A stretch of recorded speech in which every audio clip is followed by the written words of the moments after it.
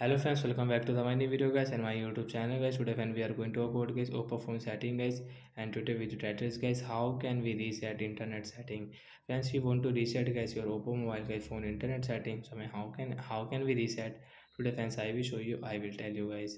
So first of all guys, go and subscribe the channel guys, click the bell icon and like the video. So guys, open your phone setting to reset guys phone internet setting. After on phone setting guys, we will click on guys phone system setting guys, click on guys phone system setting.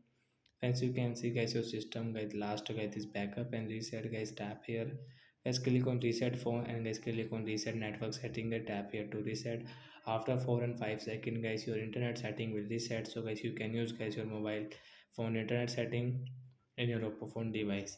So friends, you won't reset your internet, so guys you can reset like that. So that's it guys, thanks for watching the video. I hope friends you understood how to reset oppo phone by phone internet settings. So bye bye guys, we will meet on next video.